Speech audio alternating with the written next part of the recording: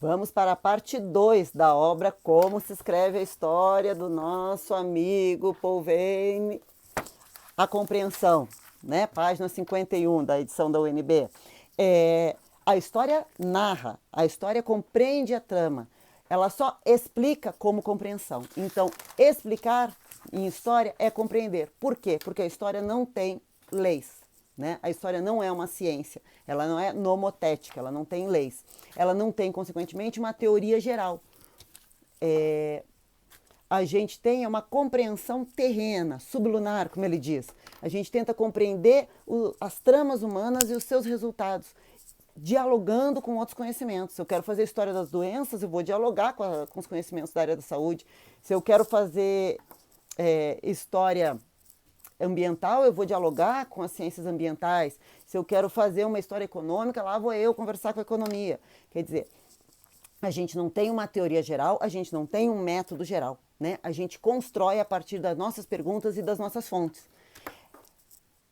Bom, então o que é a explicação no nosso conhecimento? É um sentido. É um sentido que entrelaça causas superficiais ou profundas, oportunidade, gênio, acaso, condições materiais dadas, liberdades, opções, deliberações, acaso e contingência. Né? Ele vai apontar, olha, o marxismo, nós aprendemos com o marxismo, né, com Marx especificamente, a importância das condições dadas, das causas materiais, mas elas são tão importantes quanto as outras causas. Né? É um jogo de estratégia, né? De tática, como a gente já aprendeu lá com o Thompson, com a ideia de bricolagem do Thompson, que o Thompson pegou lá do Levi-Strauss, né? A gente joga com o que tem. Se as coisas permanecem, é porque está interessante conservar, né? Não existe uma causa, não existe profundezas na história, né? O superficial é tão importante quanto o profundo. Existe a trama, o estabelecimento da trama, desses diferentes percursos, dessas variações de escalas, né? Dialogar, a gente aprendeu isso com o Revel e com o Ginsburg, né? Dialogar o micro com o macro. Talvez não tenha aprendido ainda, veja as minhas aulas lá sobre historiografia francesa e sobre a microhistória feita pelo Ginsburg, né? Então, nesse aspecto, a teoria, né, é um resumo da trama. Nessa teoria, nós vamos elaborar os nossos conceitos, que são alegorias para possibilitar a comparação entre acontecimentos singulares. Lembra no vídeo, no início desse vídeo, na parte 1 desse vídeo, eu falei do atropelamento cachorro. Você tem que construir uma tipologia, o que é um cachorro, o que é um atropelamento, o que é necessário para eu conseguir construir o conceito atropelamento de cachorro. Essa organização, essa atividade de resumo, né, do acontecimento que o conceito te permite, é exatamente para você. Ela é um processo histórico feito no presente do pesquisador, na instituição, no seu lugar social, né? Todos os conceitos são históricos, daí o Kozelik ter a história dos conceitos, né? Mas esse conceito, então, produzido historicamente, permite a comparação entre os singulares, permite a comparação entre os diferentes acontecimentos. Daí que eu posso comparar o cachorro de hoje atropelado com o cachorro de ontem atropelado e mostrar as aproximações e os distanciamentos, as permanências e as rupturas. Né? Assim, a história seria sempre história comparada, né? Uma analogia, uma associação heurística, né? Semelhanças e diferenças, contrastes. Né? Sempre tendo claro que os conceitos são históricos, as palavras, nem toda palavra é um conceito, como nos ensina Kozelik, o conceito é o que permite exatamente essa generalização, né? Mas ambos são históricos, né? E as classificações? Bom, as classificações, como já sabemos, são resumos, né? Sínteses, escolhas para a melhor inteligibilidade da narrativa. Né? Por isso, elas são também historicizáveis. Né? Bom, se não fosse assim, a gente não tinha as palavras e as coisas do Foucault. Né? As classificações, então, são feitas dentro de uma episteme, né? E são, consequentemente, também compreensíveis, né, como organizações do saber, do conhecimento e, consequentemente, objeto de história, como operação intelectual. tá? O que nós fazemos então? Nós compreendemos um ínfimo, porque a gente só compreende mediante fontes, é um conhecimento indireto, através desses vestígios. Então ele vai chamar que a gente faz sempre uma retrodicção, ou seja, uma argumentação para trás, uma síntese que preenche e estabelece esses sentidos. A causa é a intriga que você consegue percorrer pelos documentos. E a retrodicção é a síntese, essa síntese de argumentar para trás, né? A história, então, mistura dados e experiências, mistura vestígios e subjetividade. A nossa subjetividade de ter sido subjetivado como historiador num certo lugar social. Não é ciência, não tem leis, né? Mas sim situações concretas, irregulares, um vivido, é compreensão. Um vivido que nós temos acesso apenas como vestígio, né? Como ruína. Claro que aí aqui ele está sob influência também, né, já falamos, do Foucault, né, que tem o texto, o Nietzsche, Freud e Marx, né, onde a gente aprende que é com o Nietzsche, Freud e Marx que a gente aprendeu, né, que a consciência não é a raiz da ação. Quer dizer, o Marx nos mostra que a gente nasce em condições materiais dadas, né, que delimitam a nossa ação. O Freud mostra que não é a consciência, né, e sim o inconsciente, né, que move, né, as nossas ações, e o Nietzsche mostra que não é a razão, né, que é exatamente a irracionalidade, né, que permeia a nossa historicidade. Então nós não revivemos, né, e nós promovemos esse encontro com o outro, nós falamos pelo outro. Eu sempre falo em aula, né, que não há nada pior do que falar pelo outro, né? Pelo Deleuze, né? Mas então vamos dizer que nós promovemos esse encontro, nós construímos, segundo o nosso amigo Sertô, de quem eu gosto muito, um espaço para esse outro no nosso presente, né? Promovemos esse encontro do presente com o seu outro. Como sempre mediado pelos vestígios, né? Bom, e esse encontro nunca é um julgamento, né? Já falamos da questão do anacronismo, né? Nunca é um julgamento, é sempre uma compreensão do contexto de referência, né? Ele vai dizer que na página 97 que a ideologia, o conceito de ideologia marxista é um exagero, né? A ideologia é justificativa. A ideologia é justificativa. Você quer, é a justificativa que você tem para acreditar, né? Mas o Marx nos ensinou, sim, a desconfiar, né? A desconfiar. A ação ultrapassa a consciência, a ação ultrapassa a razão, né?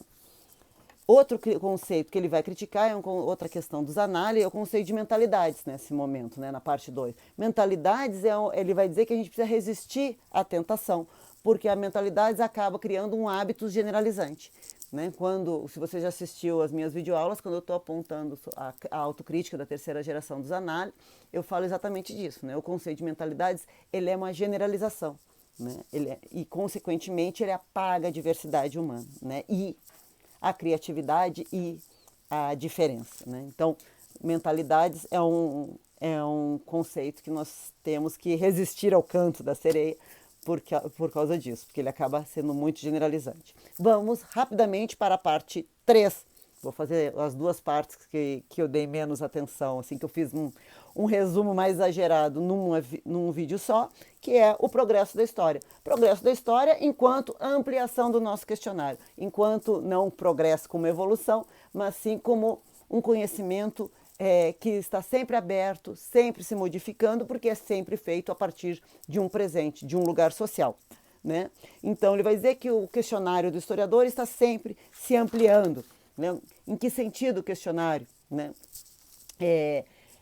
Novos conceitos, novas perguntas, novos diálogos com outras áreas de conhecimento, tudo isso na busca de estabelecer a verdade, de construir uma trama que explique, que compreenda desse sentido, né? E construir uma cultura historiográfica. Ou seja, se a gente não tem um método, uma teoria geral, dentro da nossa cultura historiográfica, nós conseguimos dialogar com os nossos pares e produzir os nossos conceitos, produzir uma metodologia, os procedimentos da nossa pesquisa. Né? E aí ele vai perguntar, olha, a história já foi factual. Né? Hoje a história pergunta o que, quando, como, por quê, né? Ou seja, ela não é evidente, né? O fato não está nas fontes, ela é pergunta. A fonte é o acontecimento, a ruína do acontecimento. Porque total, esqueci de falar isso, nunca ela será. Ela é sempre uma reconstrução, né? Ela é sempre uma construção, né? Ela é sempre uma construção limitada, uma verdade limitada, um processo de desconstrução, reconstrução, nunca total, né? Sempre uma operação historiográfica, né? Sempre uma atividade intelectual. Então, não há leis, ela é uma descrição do vivido, né? A história não se interessa por fatos que obedeçam a modelos, porque a gente gosta exatamente dessa variação de escalas, né? O geral e o específico, a grande história e a microanálise. Todas essas variações de escala contribuem para que a gente estabeleça a nossa trama, a nossa narrativa, né? E aí vem a parte famosa, né, na parte 3 dessa obra, em que ele vai dizer que a etnologia e a sociologia só existem porque a história no século XIX se recusava a ser história, né? A sociologia e a etnologia trabalham com áreas da vida humana que a historiografia do século XIX não trabalhava, se recusava a trabalhar, e por isso deu espaço para que essas novas ciências humanas surgissem.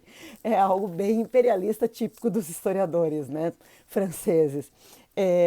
Então, ele vai dizer, olha, o historiador é quem mede, página 131, o historiador é quem mede a distância entre a ficção, entre a teoria geral e a realidade. Ou seja, ele vai dizer que a história ela anda num palácio labirinto, né? Que as ciências dão fórmulas para a gente sair desse labirinto, mas não dão a planta, e a gente quer a planta, mas a planta total é impossível, né? Então, a gente vai tentar, sim, fazer pequenos trajetos nesse labirinto, né? Trajetos verdadeiros. E aí ele vai dizer, olha, então a sociologia, por exemplo, é uma crítica, né, muito cruel, né? Eu não concordo. A sociologia, né, ou é filosofia política, como no Marx, né, ou é história contemporânea, né, ou é literatura. Ele vai dizer, porque a sociologia, quando é séria, ela trabalha com fontes empíricas da sociedade contemporânea. Nada mais é do que história contemporânea. Né? Então é porque os historiadores não escreviam, está da 143 isso. A sociologia e a etnologia são a história que os historiadores não escreviam.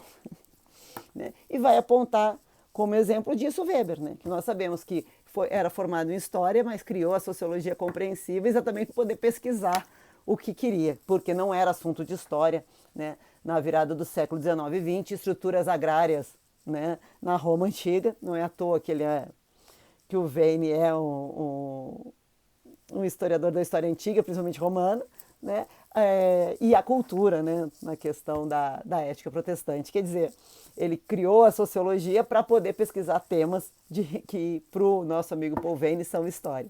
E a etnologia, porque a história pensava que os outros povos que não tinham escrita eram povos sem história, até a gente tinha esse termo, né? Então, como a história não trabalhava com esses relatos, né? Desses povos, com essas outras formas de historicidade, também teria deixado espaço para a criação da etnologia. Eu não concordo com isso, só estou destacando aqui, porque sim, a percepção que o Paul Veyne defende ao final do seu livro. Gente, é só uma introdução ao Paul Veyne, nada substitui a leitura do livro, inclusive porque cada uma dessas reflexões vem muito bem fundamentada, né, com exemplos empíricos das pesquisas dele. Você sabe que teoria da história, como ele mesmo diz, nunca é uma teoria geral. A gente até conhece as teorias gerais na disciplina de teoria da história, mas como nós as praticamos no questionário atual, né, são sim construtos, procedimentos, né, que nós elaboramos a partir da nossa experiência empírica, né, de trabalho com as nossas ruínas, os nossos vestígios, as nossas fontes, né, para a pesquisa. Tá bom? Espero que tenha ajudado e que tenha instigado vocês a lerem o Paul Veyne, esse historiador tão original, né, e tão iconoclasta. Por mais que ele achasse que a história não era perigosa, eu acho que é assim. Um beijo, até a próxima videoaula.